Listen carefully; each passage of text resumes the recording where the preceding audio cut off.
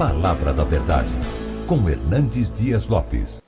E vamos tratar hoje sobre o Salmo 32. Pastor Erival está expondo o livro de Êxodo e nós estamos expondo o livro de Salmos. E hoje nós vamos considerar aqui o Salmo 32. Abra sua Bíblia, por favor.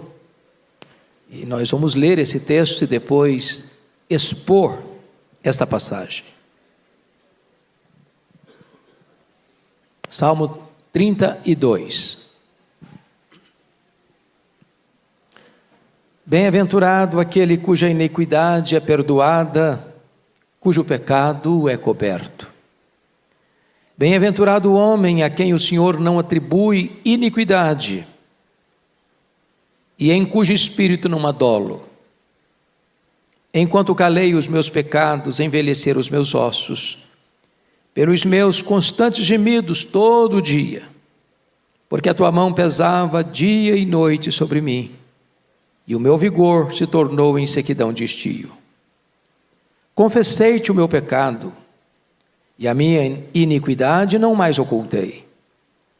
Disse: confessarei ao Senhor as minhas transgressões, e tu perdoaste a iniquidade do meu pecado. Sendo assim, todo homem piedoso te fará súplicas em tempo de poder encontrar-te. Com efeito, quando transbordarem muitas águas, não o atingirão. Tu és o meu esconderijo, tu me preservas da tribulação e me cercas de alegres cantos de livramento. Instruir-te-ei e te ensinarei o caminho que deves seguir, e sob as minhas vistas te darão conselho. Não sejais como o cavalo ou a mula sem entendimento, os quais com freios e cabrestos são dominados, de outra sorte não te obedecem. Muito sofrimento terá de curtir o ímpio, mas o que confia no Senhor, a misericórdia o assistirá. Alegrai-vos no Senhor, regozijai-vos, ó justos, exultai vós todos os que sois retos de coração. Amém. Eu quero tratar do seguinte tema na exposição desse salmo: a paz depois do perdão. A paz depois do perdão.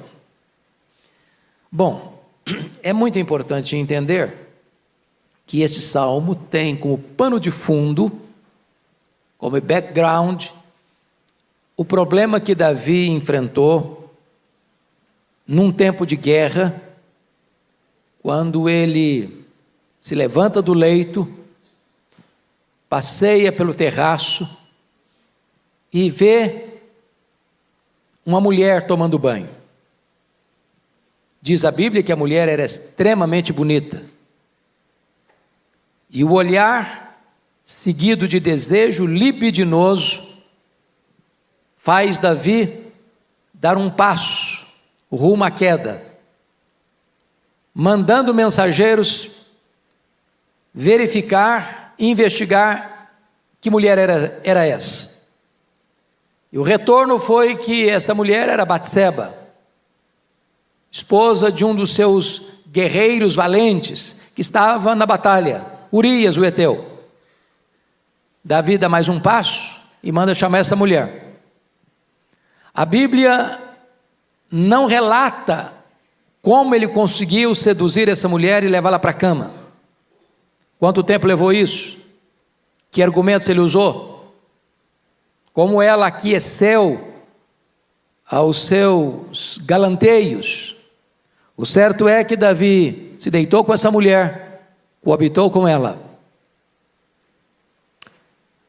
Diz o texto que em seguida esta mulher, passado o tempo, manda um recado para Davi: estou grávida. E agora ele está com uma grande batata quente na mão, porque o marido dessa mulher não tem casa, está na guerra.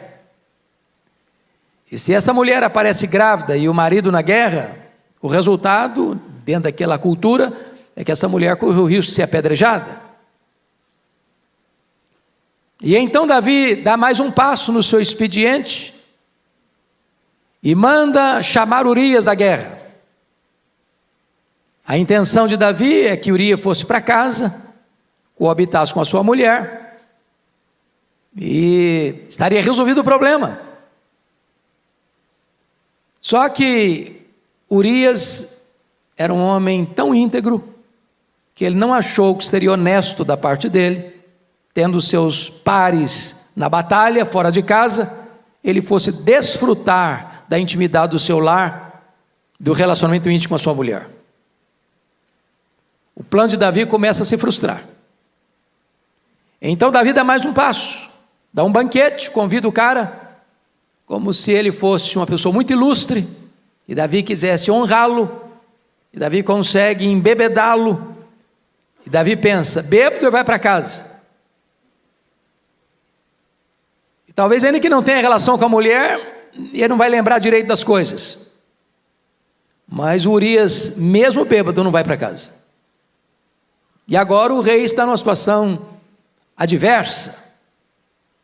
Ele toma mais um passo, rumo à ruína. Ele escreve uma carta para o seu comandante Joabe, e disse: Joabe, bota Urias na frente da batalha, sem retaguarda. Deixa-o exposto aos flecheiros, para que ele morra. Bota a carta no envelope, bota o seu selo, e põe a carta na mão do portador. E o portador da carta é o próprio homem que vai ser assassinado. Um ato de crueldade. E Urias não sabe, mas leva uma carta para o comandante, e o conteúdo da carta era a sua própria morte. E Joabe obedece o rei e põe Urias na frente da batalha sem qualquer proteção. E Urias é morto. E Joabe manda um recado: olha, aconteceu isso, aconteceu aquilo outro, tantas pessoas morreram, tantas tragédias aconteceram. Entretanto, nota de rodapé, Urias, o heteu, também morreu. Essa era a informação, essa era a senha. Em guerra morre, né? Não é surpresa para ninguém morrer uma pessoa na guerra. Então Davi dá mais um passo. Ele se casa com a viúva. Ele era polígamo, ele tinha outras mulheres. Ter mais uma não era um escândalo nacional. Aparentemente ele estava protegendo uma viúva que precisava de amparo. E então, diz a Bíblia que a criança que está no ventre de Batseba, Deus põe a mão e o menino adoece. E Deus vai morrer. E o Davi chora, o Davi jejua, e o menino morre. E o tempo passa. A Bíblia não diz precisamente quanto tempo, mas diz a Bíblia que o coração do rei estava perturbado. Parece que estava tudo bem, nenhum escândalo público, nada para a imprensa explorar, tudo bem guardado, mas o coração dele estava desesperado. O vigor dele se tornou em sequidão de estio. Os ossos dele ardiam. A mão de Deus pesava sobre ele, mas ele, dissimuladamente, diante de todo mundo, estava muito bem. Ninguém suspeitava de nada. Aí Deus manda à casa dele o profeta Natã. E o profeta Natã usa uma estratégia para fazer uma abordagem. E Davi cai na armadilha, armada pelo profeta, para reconhecer o seu pecado.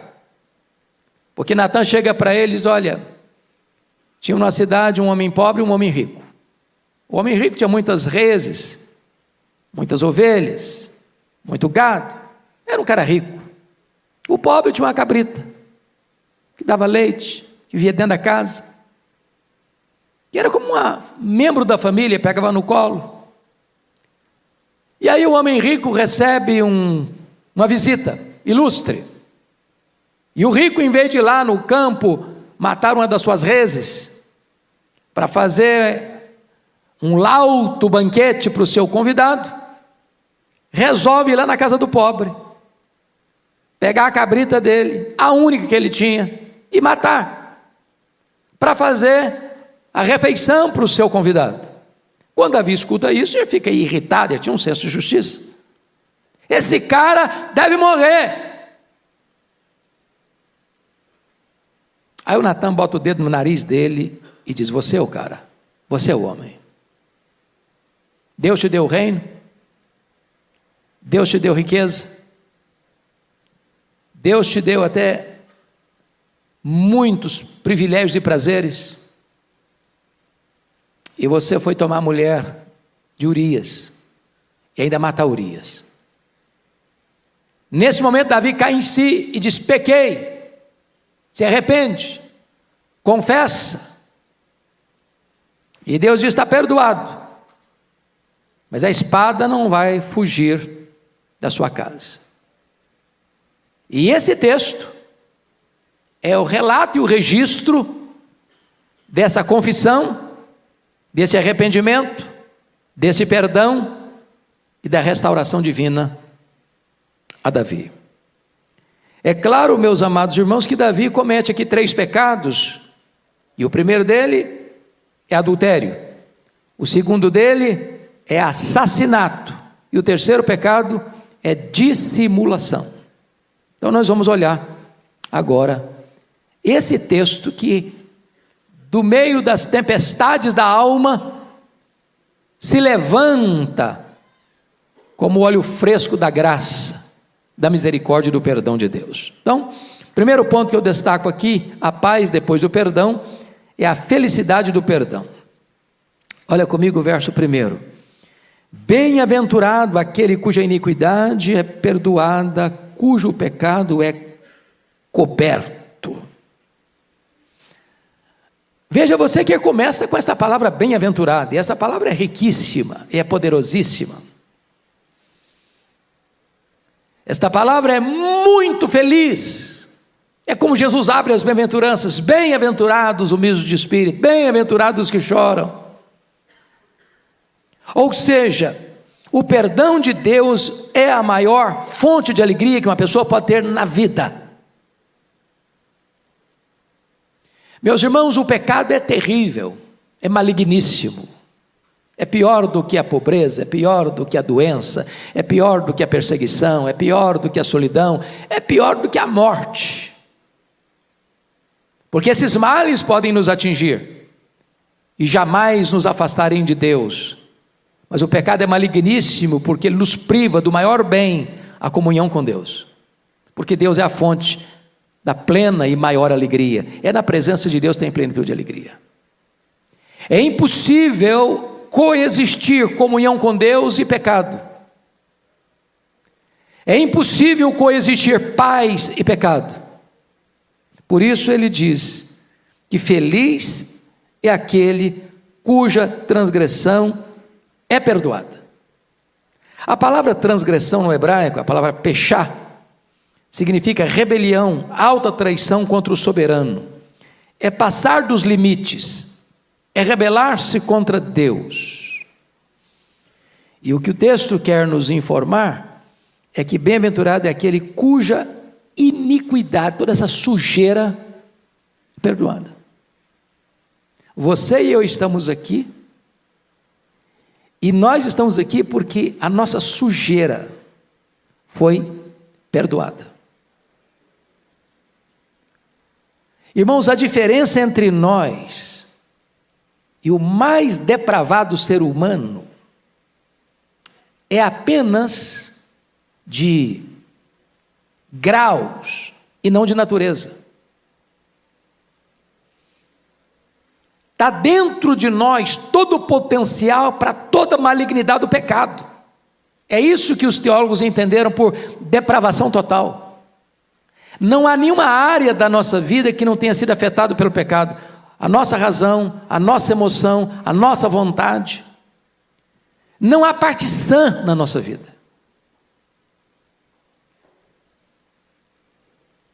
Como Moody, certa feita, caminhava com um irmão da igreja para uma cruzada nos Estados Unidos, e a pessoa que eu acompanhava olhou para um bêbado caído na sarjeta, todo sujo, de vômito, e a pessoa disse: olha aí, Moody, que situação horrível. E Moody disse: ali estaria eu, se não fosse a graça. Nenhum de nós tem condições de jogar a pedra. Nenhum de nós tem condições, eu não faço isso, eu não faço aquilo. Não, o potencial do mal está dentro de nós. E feliz é o homem cuja essa sujeira toda é perdoada. O perdão divino lava os pecados, e o perdão divino nos livra da culpa do pecado. Feliz é aquele, olha aí o verso primeiro ainda, parte B. Feliz é aquele cujo pecado é coberto. Coberto. A palavra chatá, pecado no hebraico, significa, mesmo que no grego, hamartia, sair do caminho, errar o alvo, viver fora dos padrões. Você se lembra que no dia que o sacerdote entrava no Santo dos Santos com sangue, e derramava o sangue sobre a arca da aliança, a ideia ali é de que o pecado estava sendo coberto com sangue. Quando se olhava, não via mais o pecado, porque estava coberto com sangue. A ideia aqui, cujo pecado, está no versículo 1, feliz, bem-aventurado é aquele cujo pecado é coberto, é exatamente isso. O sangue cobriu o pecado. Deus olha e vê o sangue, e ao ver o sangue, sabe o que significa isso? O juízo foi aplicado. Não tem perdão sem justiça, irmãos. Falar em perdão sem justiça é macular a honra de Deus. Deus não faz vistas grossas com o pecado. Deus não faz concessão ao pecado. Deus jamais diz: não, isso aí não tem problema não, vou perdoar, tá, esquece, está tudo bem, tudo resolvido. Não, Deus não faz isso não. Deus pune o pecado, Deus julga o pecado. E toda a história do Antigo Testamento, com todas aquelas matanças de cordeiros e sangue que era colocado no altar, tinha uma única intenção: aquilo era apontar para a cruz, apontar para o Cordeiro de Deus, porque na cruz Deus fuzilou o seu próprio filho com a espada da lei, fazendo cumprir cabalmente a justiça dele, porque ele morre como nosso substituto, representante, fiador. Então Deus aplica o juízo no filho, para que o sangue do filho cubra o nosso pecado. Por isso a Bíblia diz: feliz é aquele cujo pecado é coberto. O juízo foi aplicado, a lei foi satisfeita, e então a base legal para o perdão. Mas em terceiro lugar, feliz é aquele a quem o Senhor não atribui iniquidade. Olha o verso 2: bem-aventurado o homem a quem o Senhor não atribui iniquidade. A palavra iniquidade, a palavra avon no hebraico, é depravação, distorção moral, perversão. Aqui está o coração da Bíblia, irmãos, aqui está a essência do Evangelho. Como assim, aquele a quem Deus não atribui iniquidade? Alguém de nós aqui está desprovido de iniquidade? Como assim Deus não atribui iniquidade? Se eu sou iníquo? Como é que Deus faz isso? Como é que Deus resolve isso? Como é que Deus pode ser justo e ao mesmo tempo justificador do ímpio? Como é que Deus faz isso? Esse texto de Davi está trazendo à baila, à tona, a gloriosa doutrina da justificação pela fé. E você se lembra que na cruz houve 3 transações. A primeira delas, diz lá em 2 Coríntios, capítulo 5, verso 19, Deus estava em Cristo reconciliando consigo o mundo, não imputando aos homens as suas transgressões. O que é a doutrina da imputação? A palavra imputar significa pôr na conta de.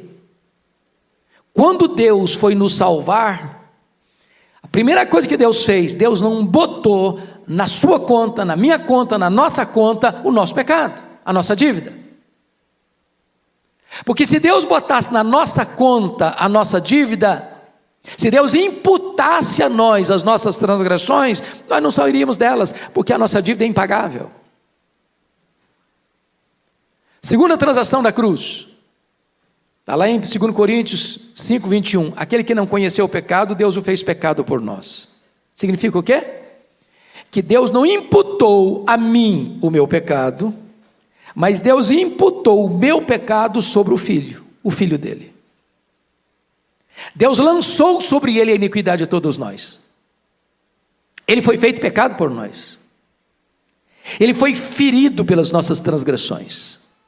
Agradou ao Pai moê-lo naquela cruz. Deus aplica no Filho o golpe da lei e satisfaz a sua justiça, porque o Filho, como nosso substituto, representante, fiador, morreu pelos nossos pecados em nosso lugar. É só por isso que você pode ler o versículo 2, bem-aventurado o homem a quem o Senhor não atribui iniquidade. O camarada é iníquo, ele cometeu iniquidade, Deus não atribui a ele a iniquidade dele. Por quê? Por quê? Por que eu não tenho que morrer pelos meus pecados? Por que eu não tenho que ir para o inferno por causa dos meus pecados? Não é porque eu sou bom, porque eu sou santo, porque eu não cometo pecado? Não! É porque Deus pegou os meus pecados, as minhas transgressões, as minhas iniquidades e lançou todas elas sobre o seu Filho. E quando os meus pecados foram lançados sobre o Filho de Deus, a lei exigiu que ele morresse, porque o salário do pecado é a morte. Ele não morreu como um mártir, ele não morreu como uma vítima indefesa, ele morreu vicariamente, substitutivamente, ele morreu no nosso lugar, ele morreu pelos nossos pecados. Agora Deus não atribui mais iniquidade a mim, sabe por quê? Porque Deus é justo, e Deus sendo justo, ele não pune o mesmo pecado duas vezes. Ele puniu o meu pecado no Filho dele, para não punir o meu pecado em mim mesmo. É isso que Davi está ensinando aqui. Feliz o homem a quem Deus não atribui iniquidade. Terceira transação da cruz, está lá em 2 Coríntios 5, 21. Aquele que não conheceu o pecado, Deus o fez pecado por nós, para que nele nós fôssemos feitos justiça de Deus. Sabe o que Deus vai fazer agora? Deus vai imputar, ou seja, botar na nossa conta toda a justiça do seu Filho. Notem vocês que justificação é um ato, não é um processo. Segundo, justificação não tem graus, não tem ninguém mais justificado do que outro. Prestem bem atenção no que eu vou lhes dizer. Justificação não faz você justo, justificação declara você justo, é um ato de declaração.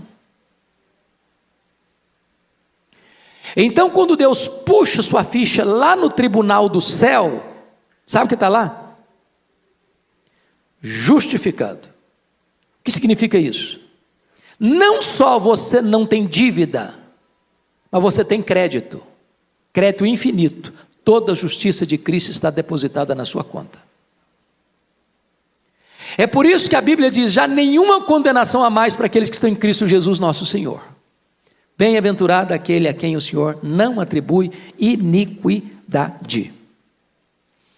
Mas veja ainda, em quarto lugar, feliz é aquele em cujo espírito não há dolo. O que é dolo? Dolo é má intenção, é maldade. É aquilo que Davi fez, ele cometeu o pecado, tentou se livrar das consequências do pecado, chamando o marido, mandando matar o marido, casando com a viúva, para fazer que estava tudo certo. Ele agiu com dolo. E você sabe que diante da lei nossa humana, você tem crimes que são crimes culposos e crimes dolosos. E E quando a lei vai julgar, o peso é diferente. Você pode matar uma pessoa sem a intenção de matá-la. Por exemplo, você está dirigindo seu carro e você está a 80 por hora numa avenida ou numa estrada que é permitido andar por 80 por hora. Se você está na Bandeirantes, na Dutra não, mas na Bandeirantes, 120 por hora. E aí, de repente, inesperadamente, uma pessoa entra na rua, entra na avenida, entra na estrada. Não tem como frear. Bateu, morreu. A pessoa morreu. Você cometeu um crime. Mas foi o quê? Culposo ou doloso? Culposo. Você não tinha intenção de matar. Agora, diferente, o que é doloso? Estou com raiva do fulano. E eu vou lá na loja, compro um revólver, uma caixa de bala.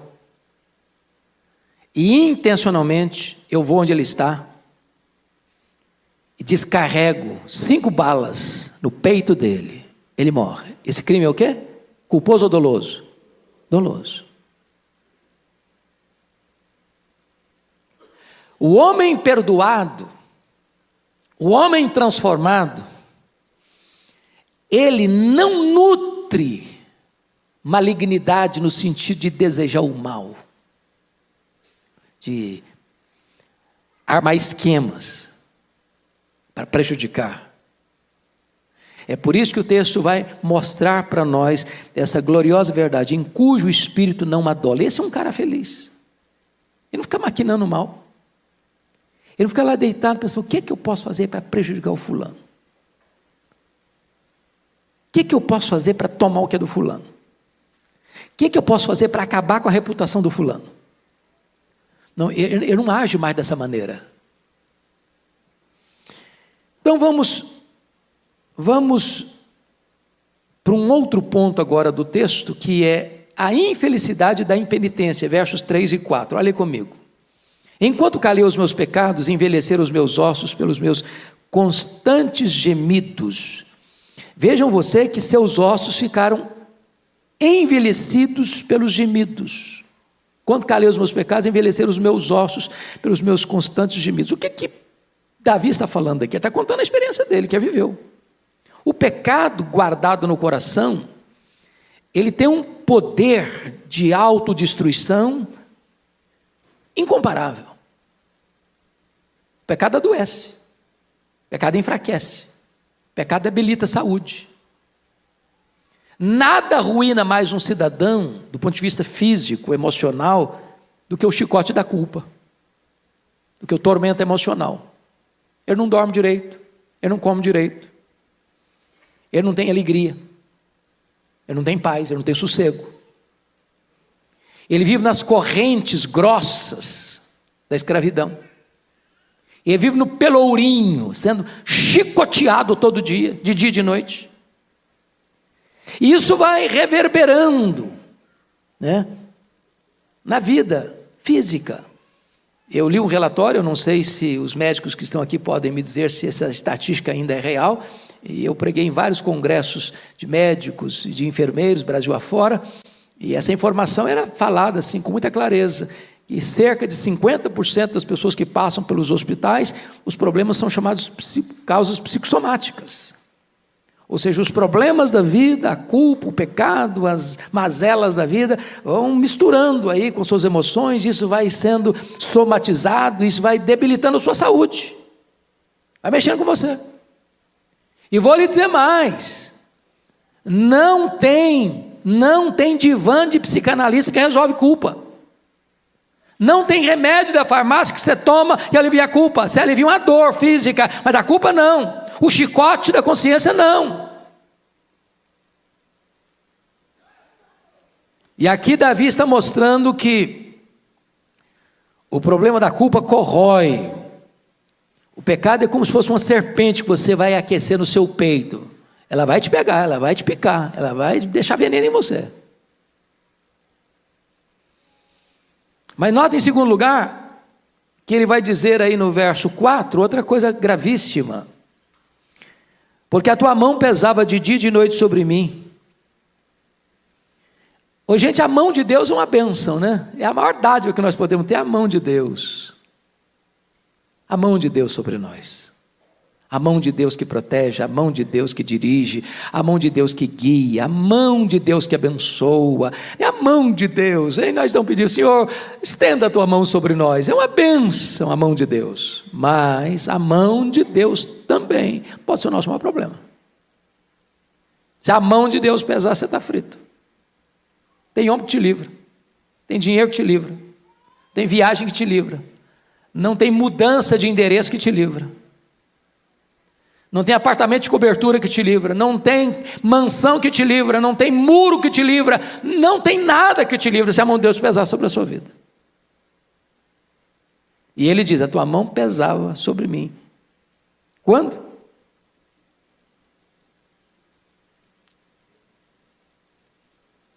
A tua mão pesava dia e noite. Sabe o que é dia e noite? Sem pausa, sem trégua, sem descanso. Mas ele vai dar uma terceira informação sobre o perigo da infelicidade, da impenitência. Olha aí, versículo 4, parte B. E o meu vigor se tornou em sequidão de estio. O pecado abate o espírito, entristece o coração e enfraquece o corpo. Ou seja, sofrimento e enfraquecimento caminham de mãos dadas. O cara murchou, secou, desidratou. Foi a experiência de Davi. E agora ele vai partir para o terceiro ponto, que é a necessidade e a importância da confissão. Está aí no versículo 5, confira comigo. Confessei-te o meu pecado e a minha iniquidade não mais ocultei. Diz, confessarei ao Senhor as minhas transgressões e tu perdoaste a iniquidade do meu pecado. Vamos entender isso aqui. Davi está expondo o salmo, mas você se lembra que não foi tão espontânea assim a confissão, não. Como é que foi a confissão de Davi? Ela foi provocada por um profeta muito inteligente. Se o profeta chegasse e falou, Davi, você está em pecado, viu, cara? Que negócio é esse, profeta? Não, o profeta chegou de mansinho, contou uma história. E o Davi caiu igual patinho na história dele.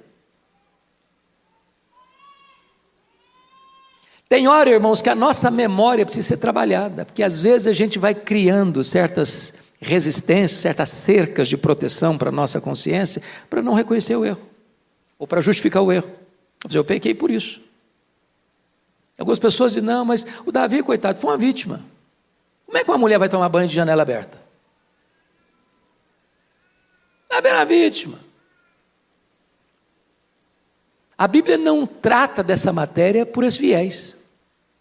Em momento algum a Bíblia bota a culpa na Betseba, embora, se ela tomou banho de janela aberta, não devia ter feito isso mesmo não. Ninguém está com licença aqui para tomar banho nu, em público, ou deixando a porta aberta, ou a janela aberta. Porque hoje não é a janela que está aberta mais não, é a mídia social. Tem gente que se veste sumariamente e tira uma foto bem bonita e posta. Ela quer ser vista. A intenção é exatamente despertar desejos. Vejam, não vão parar. Mas o ponto básico é o seguinte: o Davi está reconhecendo aqui que ele precisa confessar. Confessei-te o meu pecado e a minha iniquidade não mais ocultei. Em outras palavras, Davi destampa a caverna dos horrores. Abre a caixa da ferramenta. Abre a caixa preta. Joga tudo para fora. Se você pega uma ferida, por exemplo, ela tá lá. Se você tampa a ferida, o que acontece com essa ferida? Ela vai se contaminando, vai gangrenando, e ela pode ser extremamente perigosa. O que você tem que fazer? Abrir a ferida, fazer asepsia, aplicar o remédio. Esconder, tapar, botar uma uma cobertura para ninguém perceber, não é a solução do problema. Davi está dizendo: confessei-te o meu pecado. E qual o resultado? Disse: confessarei ao Senhor as minhas transgressões, e tu perdoaste a iniquidade do meu pecado. O que a Bíblia ensina em Provérbios 28:13? Quem lembra de cor? Vamos lá? Aquele que encobre, me ajuda aí, as suas transgressões jamais prosperará, mas aquele que as confessa aí, deixe, alcançará misericórdia. O que a Bíblia diz mais? Lá em 1 João 1,9: se confessarmos os nossos pecados, Deus é fiel e justo para nos perdoar os pecados e nos purificar de toda injustiça. A Bíblia diz que o nosso Deus tem prazer na misericórdia e é rico em perdoar.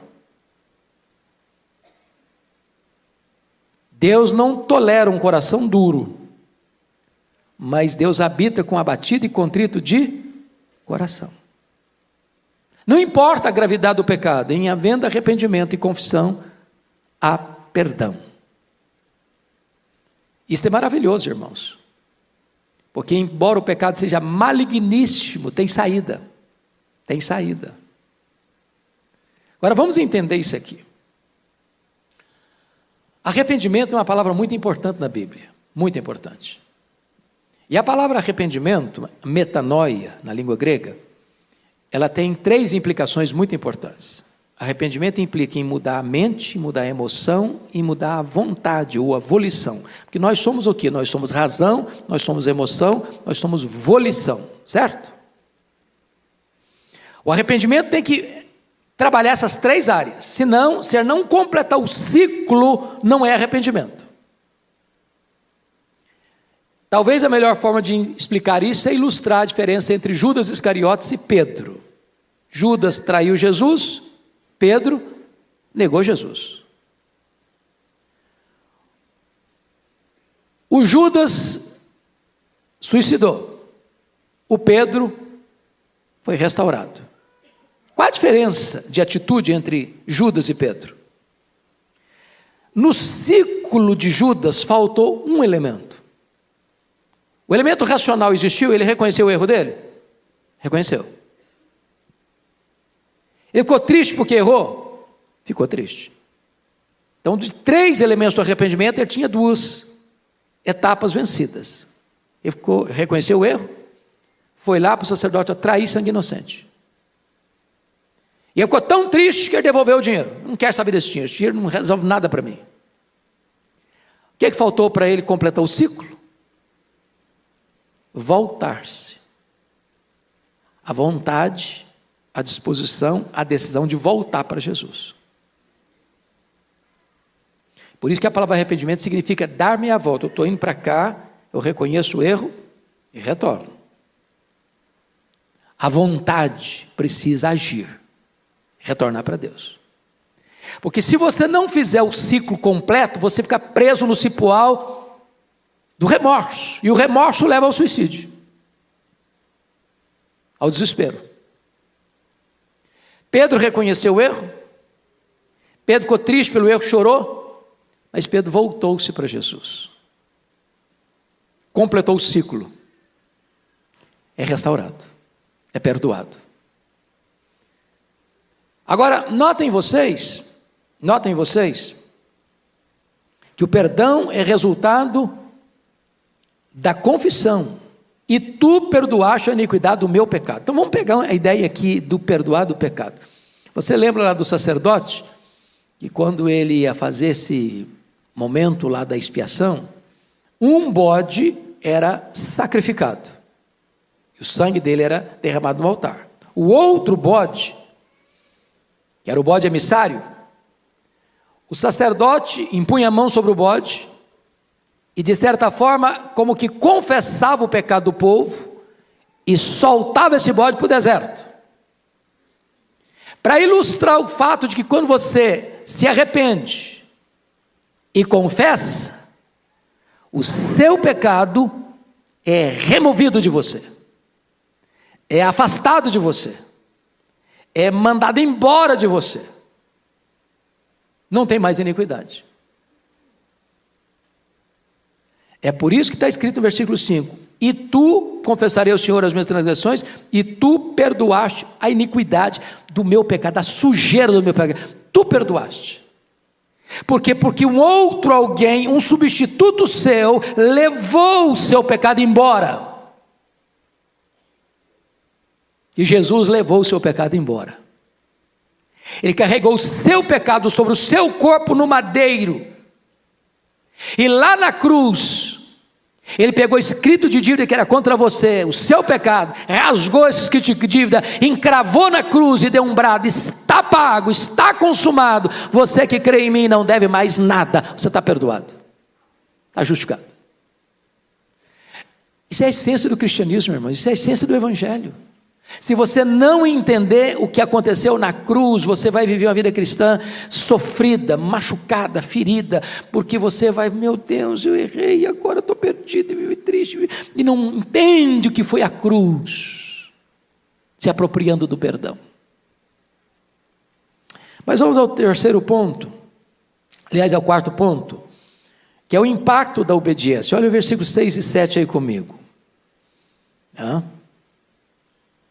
Sendo assim, todo homem piedoso te fará súplicas, em tempo de poder encontrar-te. Com efeito, quando transbordarem as muitas águas, não atingirão. Tu és o meu esconderijo, tu me preservas da tribulação e me cercas de alegres cantos de livramento. Vamos destacar aqui 4 verdades. Primeira, um cristão arrependido é um exemplo para outros cristãos.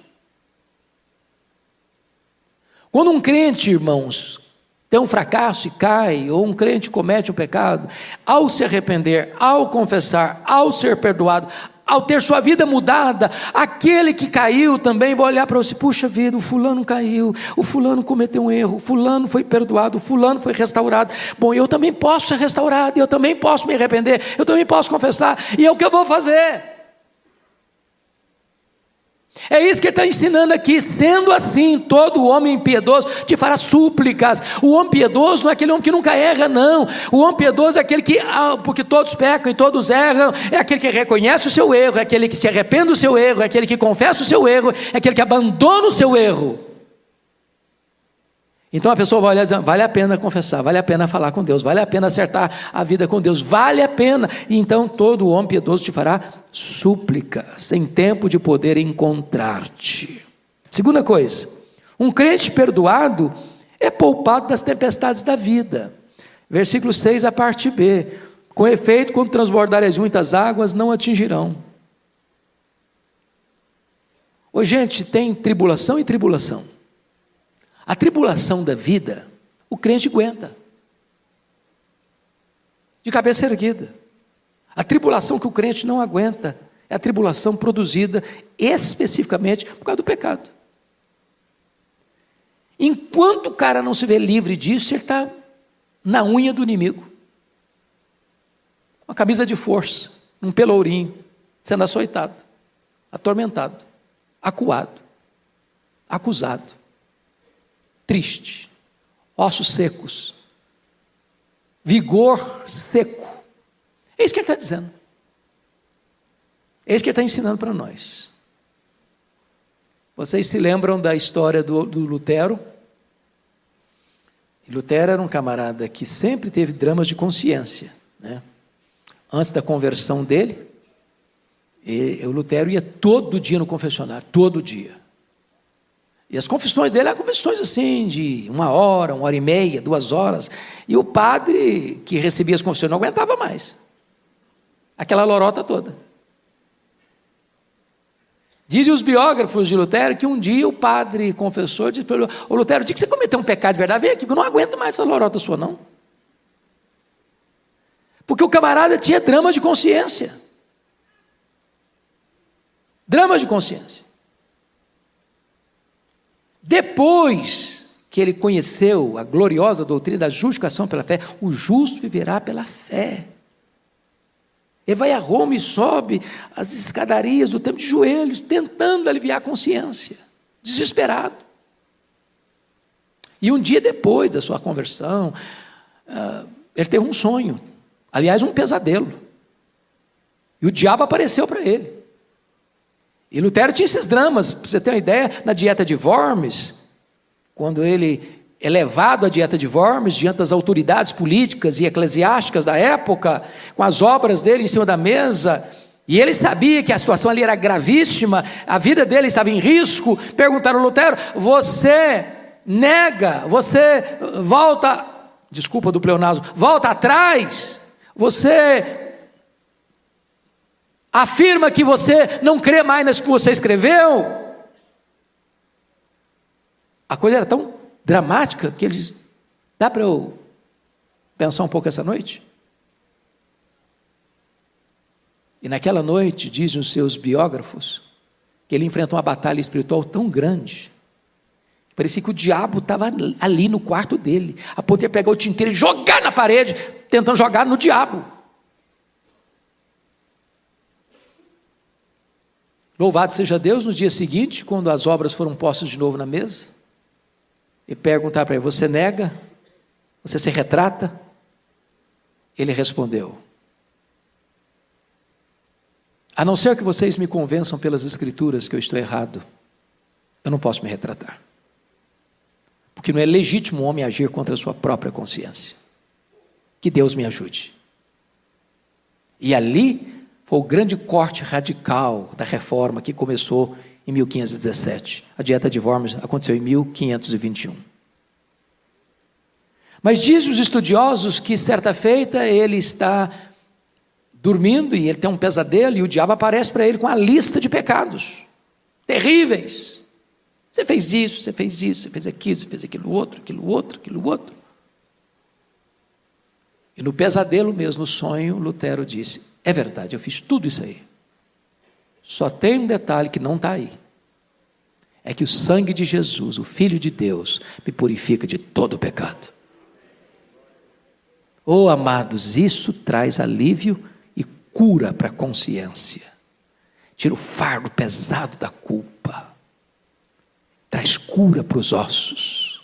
Traz vigor espiritual. É a graça do perdão de Deus. Mas em terceiro lugar, um crente piedoso, ou melhor, um crente perdoado, tem Deus como seu esconderijo. Olha o versículo 7. Tu és o meu esconderijo. Oh, louvado seja Deus. Porque note você, um crente em pecado, ou seja, um crente que comete o pecado, não se arrepende dele, a mão de Deus está sobre ele. O que é que ele tem de Deus? Medo. É igual o Adão e Eva lá no Éden, fogem de Deus, correm de Deus, têm medo de Deus. Mas quando você é perdoado, Deus é o que para você? Refúgio. Você corre para Ele, não dele. Ele é seu abrigo, Ele é a sua cidade refúgio. Para Ele você pode correr, nele você tem segurança. Mas em quarto lugar, um crente perdoado é poupado do sofrimento e cercado de cânticos de livramento. É o que diz o verso 7, a parte B: tu me preservas da tribulação e me cercas de alegres cantos de livramento. Em vez de gemido, tem louvor. Em vez de lamento, tem celebração. Fruto do perdão de Deus. Mas me permita encerrar com mais alguns pontos, 3 pontos aqui que eu quero destacar. Primeiro, a instrução da graça, verso 8 e 9. Olha aí comigo. Veja você que agora não é Davi que vai falar não. A partir do verso 8 aqui, quem está falando não é mais Davi. Quem está falando é o próprio Deus. E está escrito assim: instruir-te-ei e te ensinarei o caminho que deves seguir. E sob as minhas vistas te darei conselho.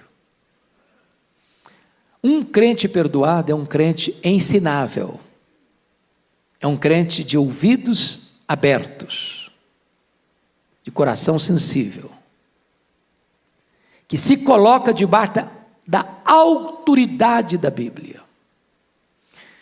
O Moody, Dwight Lyman Moody, ele tinha na capa da Bíblia uma frase, e a frase era esta: este livro afastará você do pecado, ou o pecado afastará você deste livro.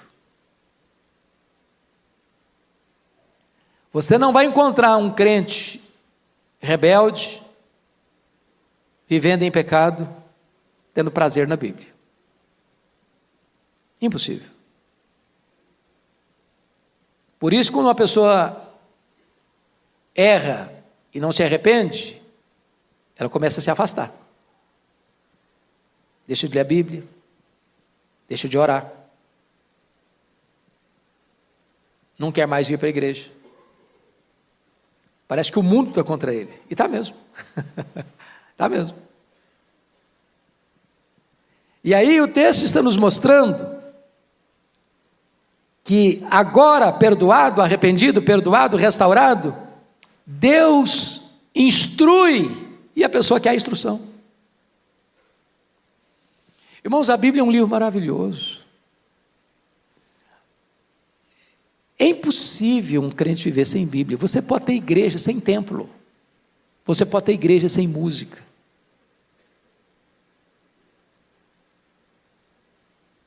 Mas você não pode ter igreja sem Bíblia.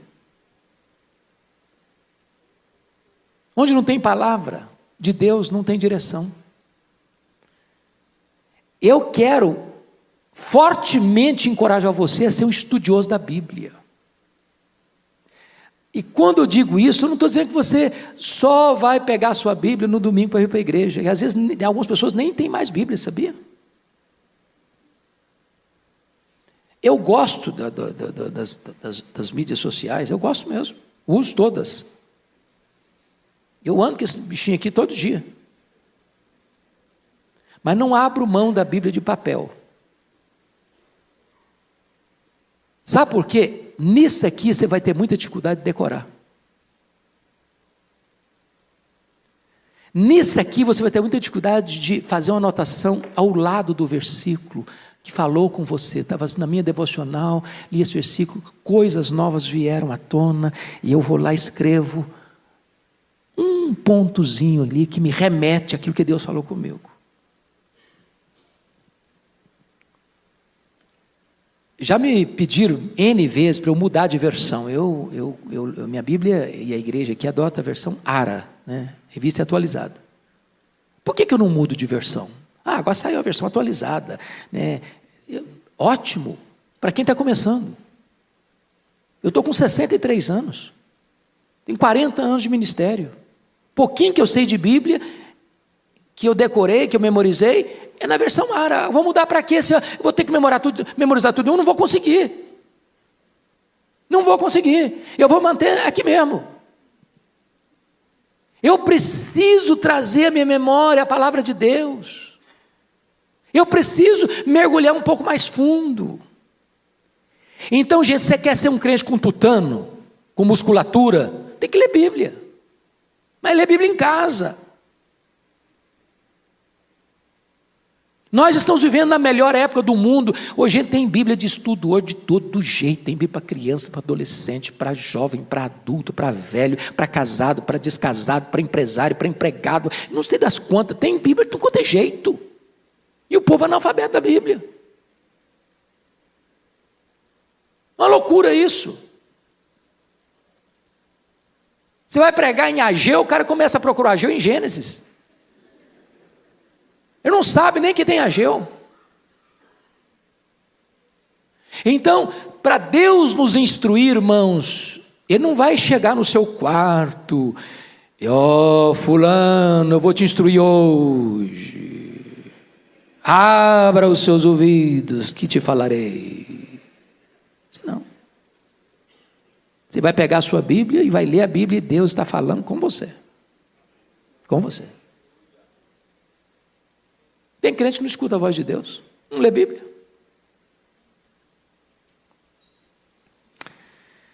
Mas tem um alerta necessário, porque se você não lê, o versículo 9 é que vai se aplicar aí, viu? Vamos ler o 9 em voz alta aí? Porque aí o problema é nosso agora, hein? Vamos lá, juntos? Não sejais como o cavalo ou a mula, sem entendimento, os quais com freios e cabrestos são dominados. É isso aí. É desse jeito aí. O que o texto está dizendo? Se você não lê Bíblia, se você não for instruído, você embrutece. E aí o que acontece? O cavalo é chucro. E a mula é teimosa. Cabeça dura. Só vai obedecer com freio. Não adianta você chegar na orelha do cavalo e falar, paciência, vamos melhorar, cara, você está andando devagar demais. Você vai fazer um discurso de 1 hora para o cavalo, no pé do ouvido dele, ele não vai te obedecer. Você põe freio na boca dele, ele não vai te obedecer.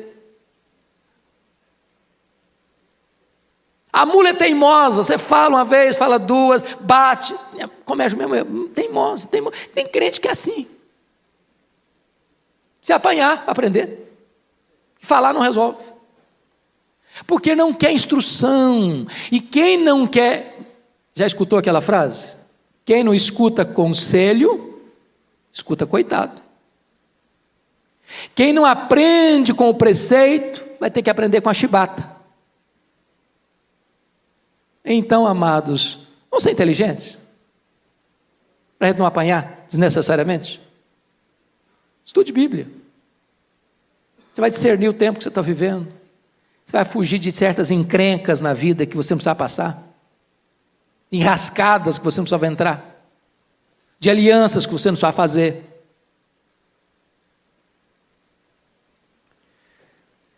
Penúltimo lugar, contraste profundo no versículo 10. Muito sofrimento terá de curtir o ímpio, mas o que confia no Senhor, a misericórdia o assistirá. Então tem 2 caminhos, o caminho do ímpio e o caminho do piedoso.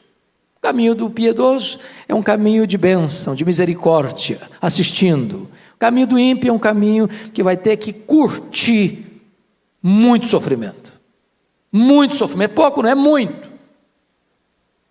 Então esse negócio de achar que a vida está do lado de fora, a vida está pulsando lá fora, do outro lado do muro, que lá sim a pessoa vive, lá sim a pessoa é feliz, lá sim a pessoa celebra, lá ela está curtindo a vida, balela. Lugar de curtir a vida é do lado de cá do muro, é na casa do Pai, é na casa do Pai que tem pão com fartura, é na casa do Pai que você é amado, é na casa do Pai que você é abraçado, é na casa do Pai que você é beijado, é na casa do Pai que tem festa para você. Lá fora tem miséria, tem traição, tem opróbrio, tem vergonha, tem chiqueiro, tem lama. Mas finalmente, último lugar. Há uma ordem expressa de Deus para você e para mim no versículo 11. Fique em pé e vamos ler o versículo 11 para encerrar. Vamos ler juntos? Alegrai-vos no Senhor e regozijai-vos, ó justos, exultai, vós todos que sois retos de coração. O povo de Deus tem que ser um povo alegre, vibrante, entusiasmado, porque é o povo perdoado por Deus. Portanto, a paz depois do perdão. Deus amado, nossa gratidão por esta manhã, nossa gratidão por esta igreja, nossa gratidão por estas portas abertas para acolher a todos nós, nossa gratidão pela tua palavra, nossa gratidão pela tua instrução, nossa gratidão pelo teu povo que aqui está hoje, perdoado, lavado no sangue do Cordeiro, te adorando e celebrando o teu nome. Que a nossa vida seja para o louvor da tua glória, em nome de Jesus. Amém. Deus abençoe, amados.